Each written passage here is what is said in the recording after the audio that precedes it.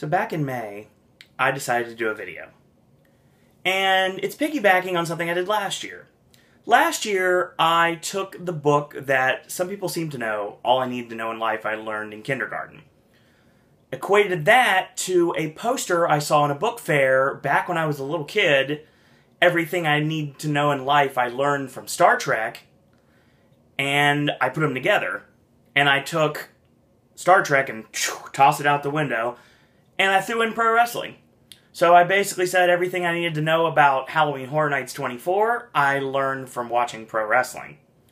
I did that video, very successful, and I'm doing it yet again.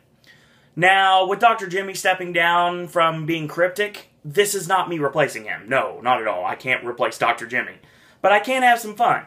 And if I am lucky enough to get any information, whether we probably all get that information via HHN Rumors, hopefully it'll be a lot longer in the year than February or March, I would state that I would be able to continue to make these videos. That if you don't want to know everything that's going to happen for the event, all in black and white right before you, you can play some games. You can use your wrestling knowledge to figure out exactly what's coming to the event next year, or the year that we're talking about. And that's why I did another video back in May this year, talking about all I needed to know about Halloween Horror Nights 25 I learned from watching pro wrestling. Now, if you didn't know what I was talking about, this probably was a gibberish video, and you're probably like, oh, and what are you talking about? Well, if you really looked into it, you would probably see that I was decrypting everything to people that didn't necessarily read the message boards, and didn't necessarily go to the forums, and didn't necessarily go to any of the Facebook fan groups. Not necessarily the diehards. The diehards just watched it for fun.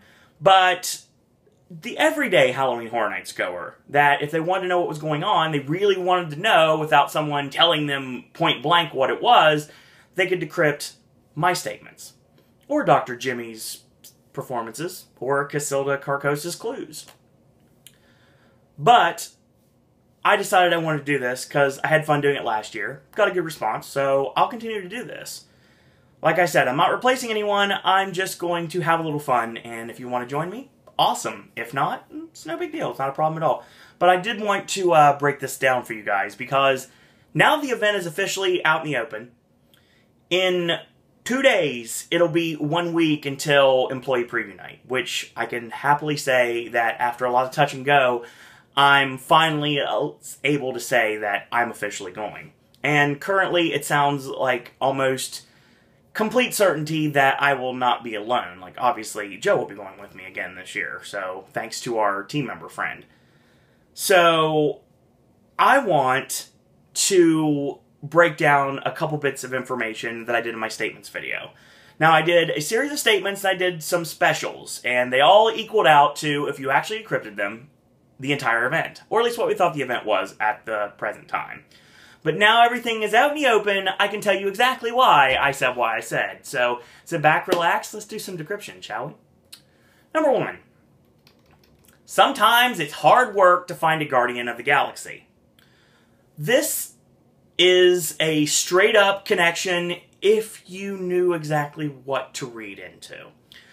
Sometimes it's hard work. Well, I mean, we're not talking about it's hard out here for a pimp from Hustle and Flow. No, hard work is something completely different. In wrestling, in WCW in the 90s, there was a jobber by the name of Hard Work Bobby Walker. Yes, get that? Sometimes it's hard work, Bobby Walker. What happens in The Walking Dead? Walkers, that's right. So it made perfect sense if you really knew how to read into it. But people probably have heard that like, okay, it's Walking Dead, but what's the Guardians of the Galaxy have to do with it? Well, if you do a little searching, you'll realize that one of the cast members of Guardians of the Galaxy is someone with a wrestling connection. Obviously, I'm talking about Dave Bautista. And if you look at his hometown, at least his announced wrestling hometown, you would see he's from our nation's capital, Washington, D.C. This is cheap, I'm aware, but Washington, D.C. is very close to Alexandria, Virginia, and Alexandria, Virginia is one of the safe zones that was in this past season of The Walking Dead. So that's why statement number 1 is equaling out to The Walking Dead, The Living in the Dead, which will be located in the Parade Building. And the last time The Walking Dead was in the Parade Building was 2013, which was No Safe Haven, which was the site of my favorite Walking Dead house to date. Now granted, I didn't go through 2012, but I heard bad things. And last year was all about scenic, so End of the Line was great, but if you were a fan, it was even better. It got a little bit tedious for me. But that being said, I'm very excited about it going back to the Parade Building. Now, me saying that basically is a spoiler telling you that it's my least anticipated house of the year, only because everything else is so grand this year. So, sometimes it's hard work Bobby Walker, so it's literally there, and Guardian of the Galaxy is Dave Bautista from DC. So yeah, that's the reason why The Walking Dead is the answer to the first statement. Number 2. Freaky things happen around Keiji Muto. Not what Google search would let you realize who Keiji Muto is. It was the real name of a very, very famous Japanese legend, and that is the Great Muta. Now, when you see a picture of the Great Muta, if you use that Google image search, and you're not a wrestling fan, you would notice that red face paint looks awfully familiar. Like someone might have utilized it in a film of the past several years. And I'm not talking about Darth Maul, but I am talking about Lipstick Face, the demon from Insidious. And it was a straight connection, an easy way to get you guys to realize that I'm talking about Insidious. Insidious will be located inside Sprung Tent 2, and it will be, like I said, a very interesting experience, given the fact that there's almost no natural light that can get into the Sprung Tent. So Hollywood's maze looked phenomenal. Imagine that in, like, darkness, and a lot more confined. I think it's going to be a dark horse for the event this year. I really think, honestly, even though I don't like the franchise, I don't like the Insidious movies, I've gone on about how much I don't like number 1, but I do think, when it comes down to it, it's going to be quite a great property to put in a maze, and that's why I think it's going to be very successful this year. And hearing things that I've heard about this maze makes me think that it's a lot more high on my anticipation list than I ever thought it would be. So, it doesn't seem, if you know me personally, or you know any of the videos, you watch any of the videos, you hear me talk about how much I don't like Insidious, you would know that it probably pains me a lot to put this as high on my list as it is. But in order to get that list, you're going to have to wait to my originals video, which is coming out very soon. I'm actually kind of waiting until after tomorrow, because tomorrow is media preview, and I want to find out some more details on the houses, the scare zones, and the shows, and some more information that we don't know right now, so I can make the video a little bit more complete and get it ready for, God, I can't believe I can say this, it's 9 days away right now until employee preview, and 11 days until Halloween Horror Nights 25. For the general public, it's going to be glorious. The third one, well, this hurts. This hurts a lot. Daphne and Melina doing what they do best. No mask needed. Obviously, I'm talking about Scream, and everyone knows that that is my favorite horror movie of all time, my favorite horror property of all time, and my dream house at Halloween Horror Nights. And when I found out earlier this year it was coming, I was ecstatic, and I was really excited to be able to walk through Woodsboro, get chased by Ghostface, and hear the iconic Roger Jackson voice narrate me through the entire maze. That being said, the wonderful MTV television series involving BJ Face, which I'm not being crass or anything, Brandon James Face. You understand what I mean if you watch the TV series. It's a double entendre. I guess it works that way. They will also tell you that that is pretty much what killed the chance of this actually coming to the event. And for those of you that are be like, oh, it was going to be the TV series, it was no big loss. No, it wasn't. So that's the one thing that, I mean, we'll never know 100%, but from everything that I've heard throughout many, many people, it was always going to be the movie. And to lose my favorite horror movie of all time at the event is a major travesty.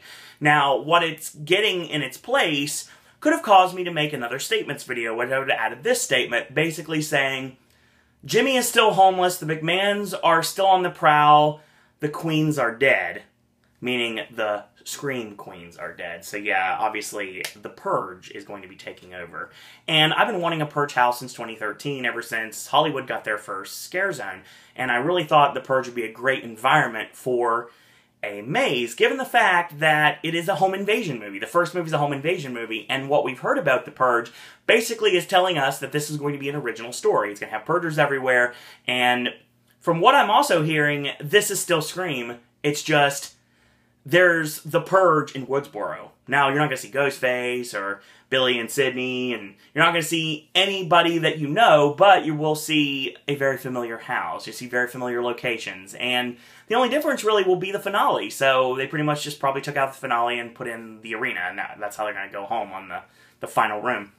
So the Unmasking the Horror Tour, if this does happens, knock on wood, this is going to be a lot more awesome for me because I'll get to see what might have been, what should have been, what could have been, and what still will be. Mark my words. So why does it equate? Well, Daphne was the Scream Queen in WCW. And Melina liked to scream a lot when she was working with John Morrison, or Johnny Mundo, from Lucha Underground. And I called him John Morrison. He was Johnny Nitro back then. And Joey Mercury, who last time you could see him, he was one of the Stooges with Jamie Noble in the WWE.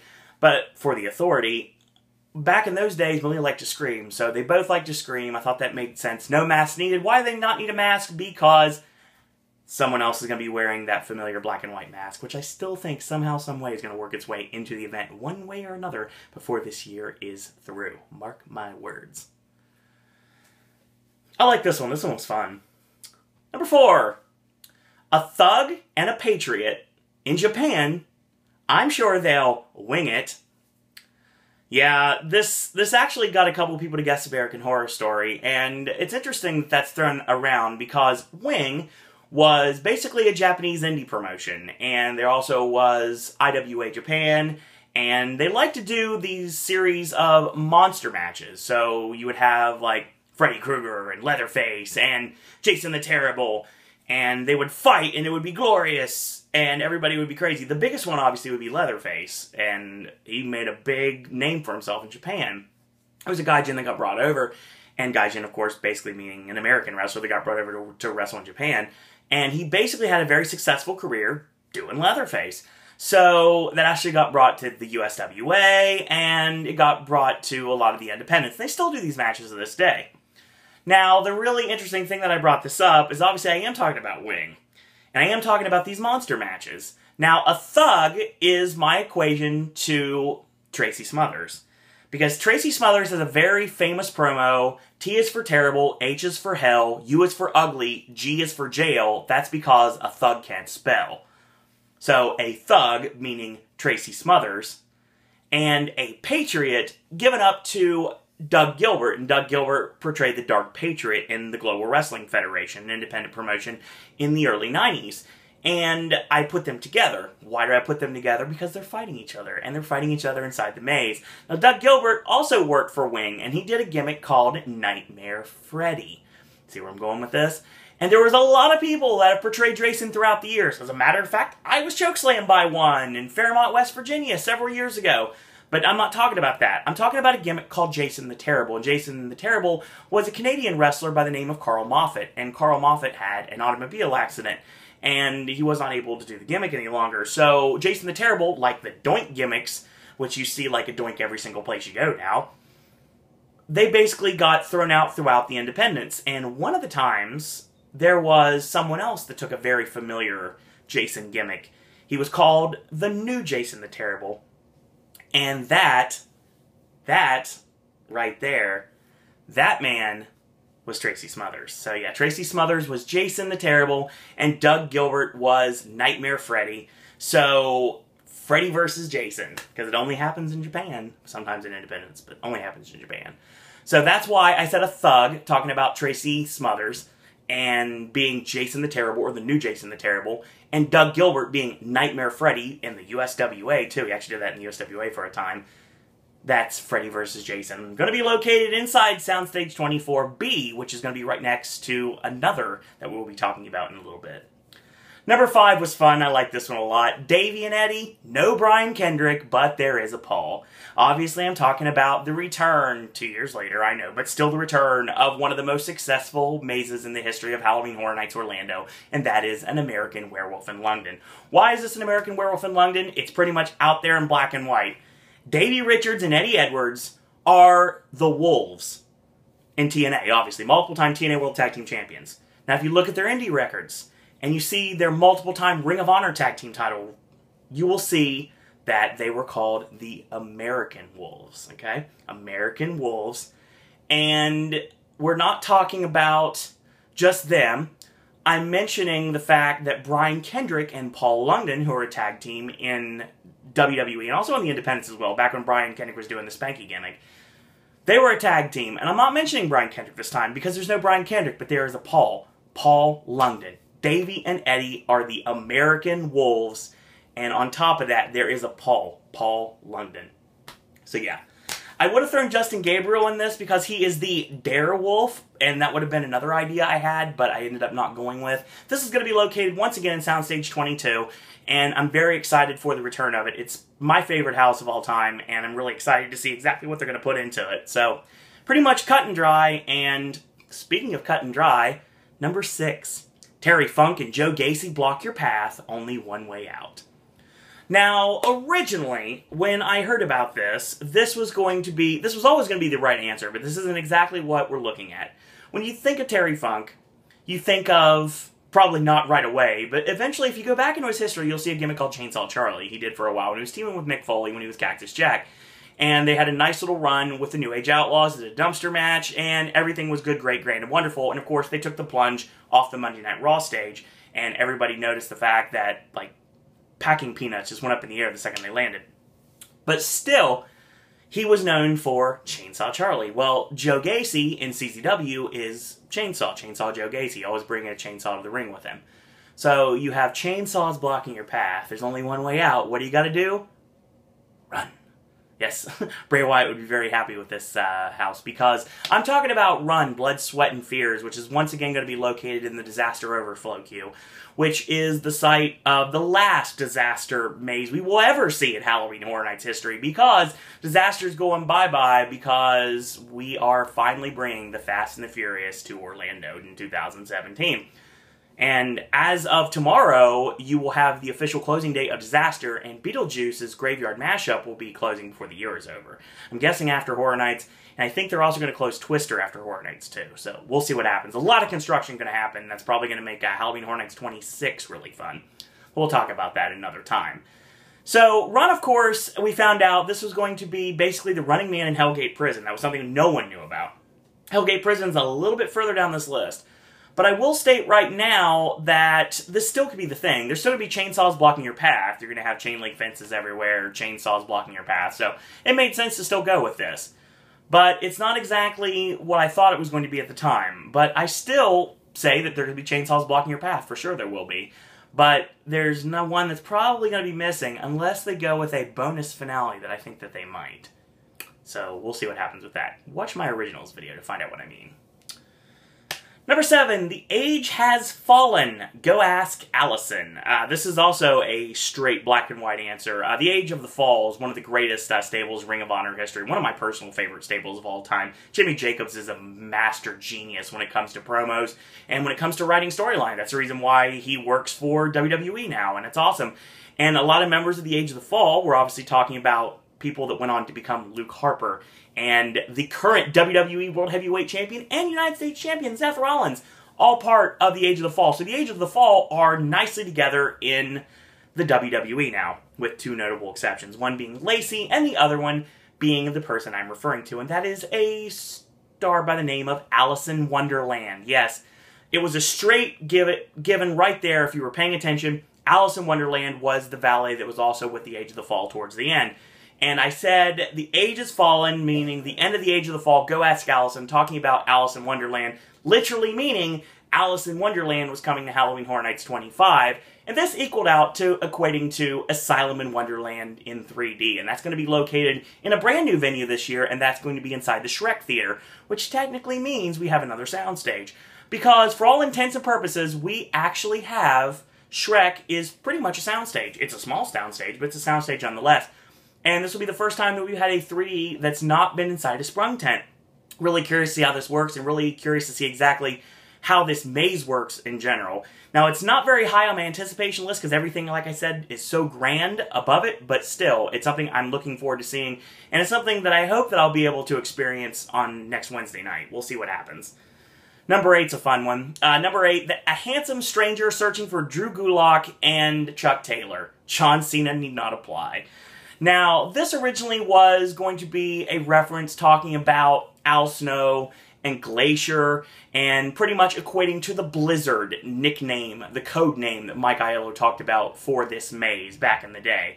Now, I abandoned this because I wanted to mention things more specific. Now, the Handsome Stranger thing, obviously talking about Buff Bagwell, going back to the Global Wrestling Federation, because the Handsome Stranger, what is he? He's a gentleman because he hands women a rose, like Juan Pablo and Bill and Ted last year. And, yeah, a reference within a reference. It's great. It's like a referenceception. So, basically, I was talking about a gentleman, as in Buff Bagwell, which is, it's kind of funny in retrospect. He's a nice guy. I've worked several shows with Buff, but a lot of people I know have had some issues with him. Searching for Drew Gulak and Chuck Taylor. I'm also talking about their independent stable called the Gentleman's Club, which is interesting because via information that I just heard, Gulak and Taylor just signed with WWE, so we could see them in NXT very soon. So, talking about gentlemen in two different ways, I say John Cena need not apply. I think that's a funny one. That's the one that I like the most about this hint, and that's the fact John Cena need not apply. Why? Because when there's gentlemen around, John Cena just simply calls his spots too loud. He does. Even if you're not paying attention to it, John Cena will tell you what the next thing is coming. If you listen, Matthew from Botchamania just puts it out every way. Cena talks too much. It's true. And that's the reason why when John Cena talks too much and you have the different kinds of gentlemen, John Cena just needs to hush. Yeah, you're picking up what I'm putting down, aren't you? Yes, this is definitely going to be equaling out to what is now Body Collector's Recollection. And I'm really excited about this. It's going to be located inside Soundstage 24, also with Freddy vs. Jason. And it's going to be in the A section. So you're going to have Body Collectors and Freddy vs. Jason sharing a soundstage. It's going to be fun interaction between the two groups going in and out of that soundstage. But I will say right now, that one's a fun one to come up with. So yeah, I really enjoyed coming up with that one. Number 9, like I said, this was the one that one of the ones that actually was less like what I talked about, but this was because of the only thing I heard. I just wanted to try to equate it to what I could. It's a battle royale, but this time no one wins. Now this was talking about the Anniversary House, or what we like to call Hallowed Past 2. And it was eventually officially called Jack Presents 25 Years of Monsters and Mayhem. And I said it's a battle royale because anything can go, every man or woman for themselves, and no one wins because obviously we're all the losers and the winners at the same time. So that's the reason why I went with this particular statement here. When I thought it was going to be like Hallowed Past, I thought it was going to be like, okay, everybody's involved, it's a battle royal, anyone can win, anyone can lose. So I wanted to put more about Jack into this, but Jack's a little bit further down the list, so we'll see what happens with that. Now, obviously, those are your 9 houses, and then right after that, I didn't make it really hard. I didn't, like, go with, like, House Scarezone Show, like, anything like that. It's not really making it hard, it's just making it, I can't say more difficult, it's just, like, mixing it up a little bit. I just kind of put it right down the list. And we're going to move over to Hollywood. And it says, look, there's Hogan, Undertaker, Rock, Triple H, Austin, and HBK. Take a picture. What I was talking about is the Hollywood Scare Zone, which is going to be called Icons HHN. And it's really interesting because you basically have the quote-unquote Mount Rushmore of WWE. And I'm talking about those 6 names right there. Now, granted, right now, Hulk Hogan would be very far off that list given some personal issues that everyone knows about. But this would be a very smart list to put when you talk about a Mount Rushmore of WWE. When it's all boils down to it, that's the reason why I went with that. I said take a picture. Why? Because this is going to be a photo op zone. And it's going to be a zone I'm really excited about. It's actually something that I'm really looking forward to. Focusing on the icons of Halloween Horror Nights history, we have banners, we have kill sets, which I'm really excited about. They're going to be like every 45 minutes, you're going to see a kill from one of the icons or more. We'll see what happens with that. Make sure I get all of them. So it's not like potato chips, bet you can't just watch just one. Hopefully I get to watch all of them, get video of all of them for this channel. So yeah, I'm looking forward to that. It should be really fun.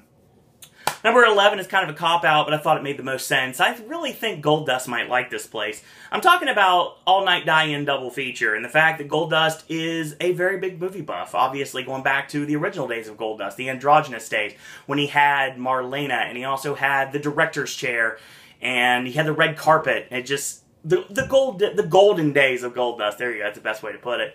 And that's the reason why I wanted to equate that out. So it's really interesting because Goldust might like this place because not only is it old-time movie making, but it's also new school movies as well. So there was no confirmation exactly what was going to happen inside this zone at the time, but that's what I've heard, that was going to be a zone full of film, and whether it was going to be black and white or color was unbeknownst to myself, but I was curious to see what happened. Now we found out it's going to be both.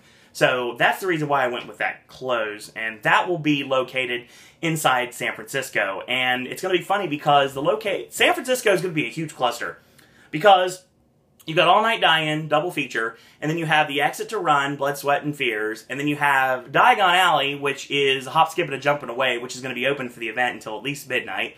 It's not going to be mentioned anywhere in any map or anything, but it will be open, as everybody said via guest services. So I'm really curious to see how that works out. Number 12, Sin and Sid are in charge. You know what they say about inmates running the asylum. Yeah, again, cut and dry, out in black and white where everyone can see. I'm talking about New York. The grandiose scare zone, which is called Psychoscarapy Unleashed. And talking about Sid, talking about Psycho Sid, a gimmick that he was doing in the WWF in the mid-90s. And I'm talking about Sin, I'm talking about Sin Bodhi, or Kazarni, who is very much known for the carnival ways. And that's the reason why, is because back in the day, this was supposed to be a carnival that was taken over by the Psychoscarapy inmates. The inmates of Shady Brook, obviously. And when it comes down to it, that was proven incorrect. It was a fall festival, not a carnival. That's the reason why I threw Sin in there, because you have the Kazarnival and you have Psycho Sid. Psychoscarapy meets the carnival. That's the reason why I went with that. So it made the most sense at the time, but it's the one that was proven incorrect. But that's okay. No worries. That's what we have to go with when we actually do these videos this early. So 13 was something that was proven completely false, and that was, man, this is old school, only on the WWE Network. Well, this was talking about Central Park, and the fact that they were going to be ran over by the traditionals, and the traditionals were going to be like old school trick-or-treaters, probably going to see the pumpkins inside all the trees, and that's going to be what they would. I thought there might have been a cameo from Sam, potentially. That might have been a nod to a next year, because I think that happens. You never know, maybe you'll see Sam and All Night Die-In. Who knows? We'll talk about that in the originals video. I don't know why I was pointing to the description bar. I was like, look at the description bar, it's not there. So, yeah, that's what I'm thinking right now. But this was proven really incorrect. I mean, it is a traditionals theme. It's going to be traditional-looking things, but completely different from the trick-or-treaters. It's going to be a lot more when it comes to Evil's Roots. That's exactly what it's going to be called right now. And it looks like you're going to see a lot of things from Halloween Horror Nights Scare Zone Pass, located from the Central Park area. And Fear's Lantern is actually inside there right now, which is interesting. So I thought that was interesting to bring it up. So that's what we've got right now. I think that's, like I said, again, sorry about it, but information was proven incorrect. It's always nice to be surprised. It really was. Speaking of information being incorrect, number 14, like nails with a Z on a chalkboard, serving hard time. Okay, let me tell you a little story. This has never been completely confirmed, but I've heard it from several people, so I think there's a little bit more truth to it than not. So, this I'm talking about a scare zone that's going to be located in South Street, which is close to Transformers, which is interesting because pretty much that's going to be where your queue line for Asylum in Wonderland is going to be, or at least a version of it. And also close to Mel's and close to the ginormous Jack stage, which we'll talk about momentarily, and also close to the annual pass holder event tent, and, like I said, a logjam of everything. Well, take you back to a little story basically saying that back in the day, there were going to be 10 houses this year, and there was supposed to be a potential upcharge based on Hellgate Prison. A lot of people have confirmed this, so I don't know if it's true or not, but like I said, we're going to go with rumors. We're going to say the rumor was there was going to be a upcharge, like, not necessarily an extreme haunt, I'm going to say a upcharge attraction based on Hellgate Prison. This fell through. Added more stuff to the streets, and it shows. Look at the street construction right now. And after Rock the Universe is over, apparently blood is going everywhere, which is going to be amazing. But still, you gotta show respect. That's the reason why Jack Stage right now has absolutely nothing on it, because Rock the Universe is in 3 days. So that's what we have to look forward to.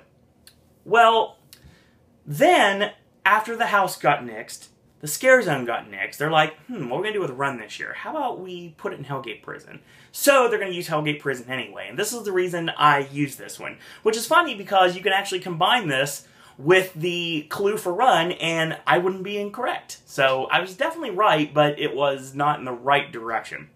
So, number 15 is There's No Place Like Home. Right, Alexa Bliss? This is old school. I can't say this is old school. This is like an older gimmick, so this is not current.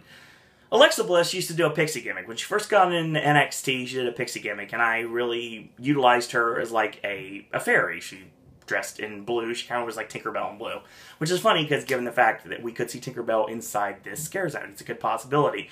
Again, I'm not, for some reasons, I will not bring up here, I will say that I'm not extremely excited about this in some ways, and I'm very excited about it in others, and you have to decide what I mean by that, because I'm not saying it on here.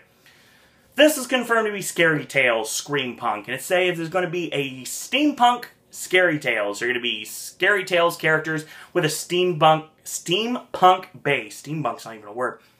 And we could see possible characters from The Wizard of Oz. We saw a very familiar, like, hot air balloon in there. And characters from fairy tales past. I mean, who knows? Maybe this is where we get our Frozen connection. I think that's a really, really good chance. The reason why I played on this, there's no place like home, is the Wizard of Oz collection. And that's still there. And there's no place like home, obviously, with the Wizard of Oz and Alexa Bliss tying into Pixie Hollow and Pixies and Tinkerbell, who may or may not be in this scare zone. So that was the houses, that was the scare zones. I had some specials. I had actually 5 of them. And what I was talking about the roaming hordes, and I was also talking about the shows.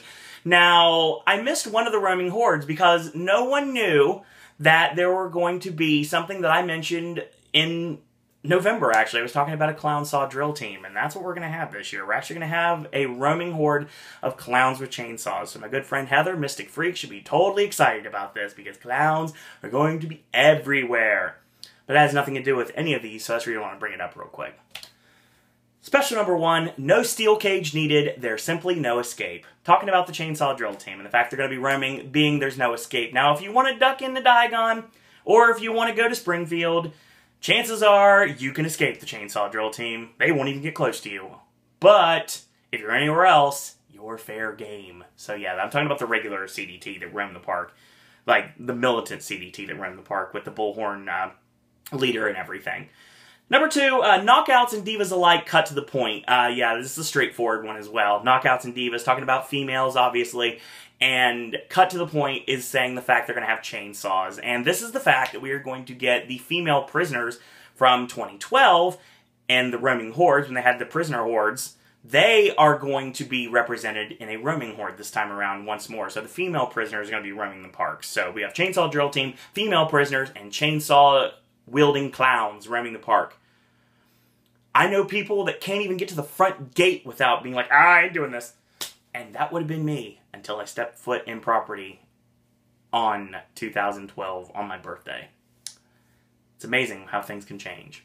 Number 3, rosebuds everywhere. Adam Rose, choose your favorite. I'm talking about the rosebuds, costume characters from WWE, former costume characters from WWE, and Adam Rose was doing the Exotic Express, saying there's going to be costume characters, choose your favorite, talking about the Psychoscarapy Unleashed costume contest. We didn't really know anything about this, but we knew it was going to happen, and the small stage that is located in front of the Macy's building, which my good friend Kyle likes to refer to as the cheap seat stage, basically states that we are getting this show that was rumored. It's actually going to happen.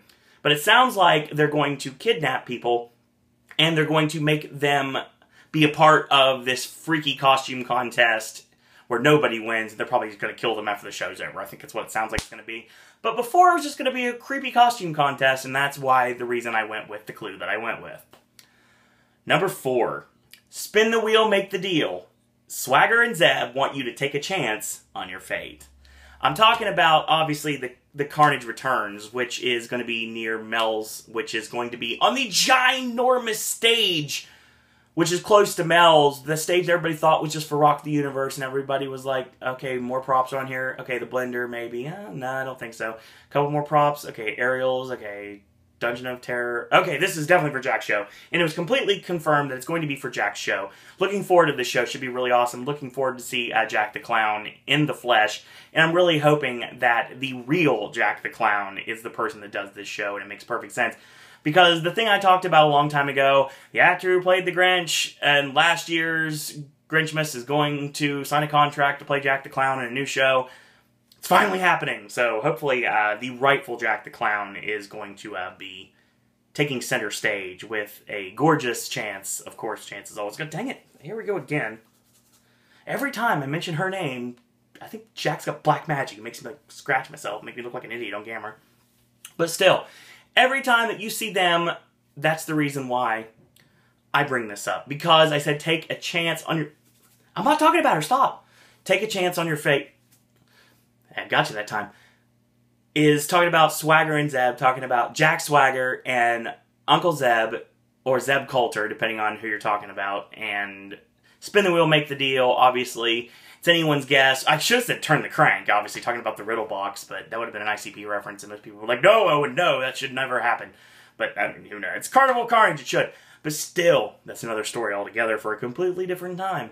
We're talking about the show, and the show sounds amazing. There'll be aerialists, there's going to be magic, there's going to be awesomeness, there's going to be fire, there's probably going to be, like, there's definitely going to be comedy, it's going to be something that's going to be fun, and literally standing room only. So, I'm really curious to see how that show goes off, and that's the reason why I'm going that. So take a chance on your fate, obviously, is another thing that I said it so fast you didn't get me that time.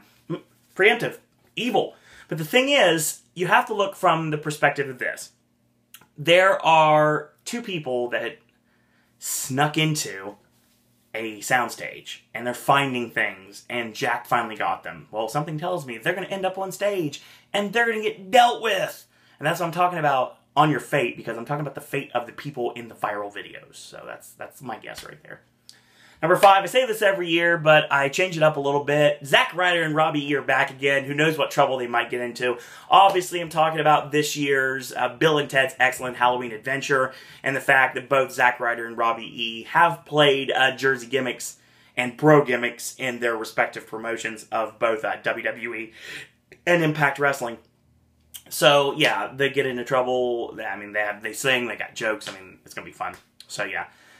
Completely easy to figure out, especially if you figured out what the specials were, the fact that I was talking about the roaming hordes, the costume contest, and the 2 shows. So that's what we've got. So that is your decryption of the statements video. So Halloween Horror Nights content's not over. I still have a video to do on the originals, the houses and scare zones of Halloween Horror Nights 25. And who knows, maybe we'll get a podcast before then. Not exactly sure yet. We'll see what happens. And if that information breaks, of course, I'll tell you guys on Twitter. So, that being said, real quick before we get off here, obviously, it's time to do a little bit of shout-outs. But before I do that, I do want to mention there's a link in the description bar below to pick up your tickets, to buy your tickets online for Halloween Horror Nights 25. Also to purchase the brand new for this year Halloween Horror Nights dining plan. So you can check that out, information there. And if you want to follow Halloween Horror Nights Orlando on Twitter, it's at Horror Nights ORL. Follow them on Snapchat at HHN Orlando. And while you're at it, you can check out this really great book that my friend Chris Ripley did. It's called The Halloween Horror Nights Unofficial Story and Guide. And you can pick this up on Amazon.com and your, hopefully your favorite brick and mortar bookstores. I'll have a link here in the bottom to that Amazon page so you can pick up that book. Great reading about Halloween Horror Nights past, present, and potentially future, so check that out. You can also check me out on Twitter. It's at Sir Owen Disney, and while you're there, you can go ahead to another social media network, go to Facebook, and friend request me on Facebook. It's Owen Disney. You can like our Facebook fan page. It's under Sir Owen Disney Pop. Search for Sir Owen Disney and Pop if you want to do it manually. Check us out on moviepilot.com/Sir Owen Disney. And also, if you have an iPhone, iPad, iPod, or any sort of iTunes connected device, you can check out our brand new mobile app. It's under Sir Owen Disney on iTunes currently. If you want to check out some great Halloween Horror Nights forums on the internet, check out Horror Nights Nightmares, as well as Orlando United and Orlando Informer. And you can check out some great Halloween Horror Nights related content located on hhncrypt.com, designingfear.com, horrorbuzz.com, socalhorrorfans.com. I know they're from the West Coast, but they're actually going to be joining us for our event this year, so we welcome them, and you may or may not see them potentially at our Pop Meetup coming up in October. So details about that coming soon. And the good folks at neozaz.com, my friend Matt and Quint, which basically do a really great podcast called The Catacombs of Halloween Horror Nights that hopefully I may or may not guest on somewhere down the line. Fingers crossed on that. It's always fun to guest on podcasts. I really like talking Horror Nights with anyone and everyone, and you can check it out, neozaz.com. Check out some great Halloween Horror Nights updaters, including the literal Halloween Horror Nights updaters at Horror Nights Updaters.